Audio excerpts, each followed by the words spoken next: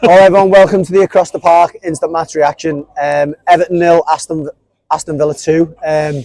Decent first half, Neil, but ultimately I think a lack of cutting edge has cost us there, hasn't it? 100%, yeah. First half, I think we were definitely on top. We had some great chances.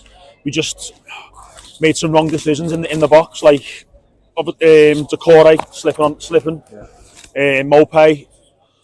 Just it's just a very frustrating. I mean the players you mentioned there, it almost sums it up. You know, Decore, Mope. They're not players who are renowned for scoring, no. You know, and for being composed and having that quality in the final third.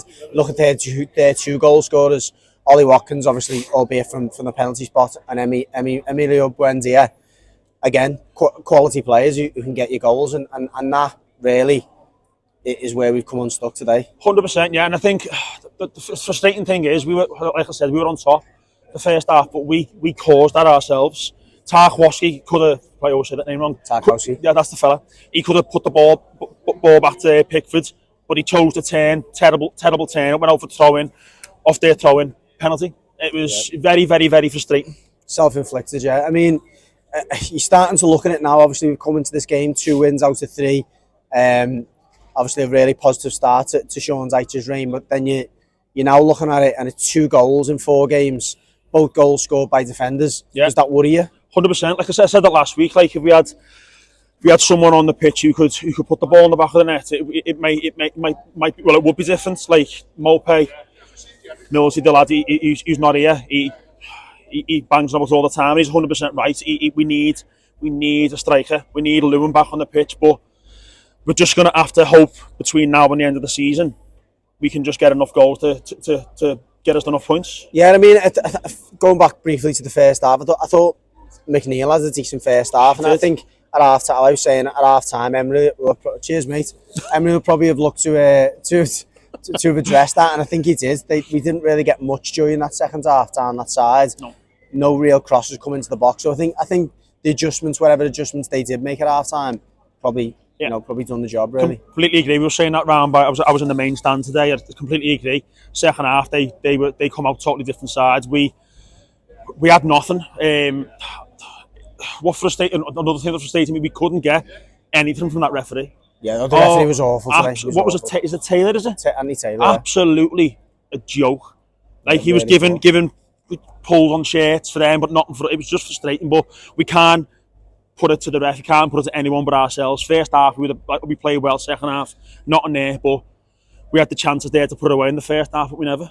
Yeah, and I think you know, the 2 defeats now, the game at Anfield and the one against Villa, I've felt personally when we've gone behind in both them games, we haven't even looked close to getting back in the game. No, the heads and that is concerning that for me. Yeah, totally agree. The heads, you could see the pen, the wind just went out the sails totally, and it's.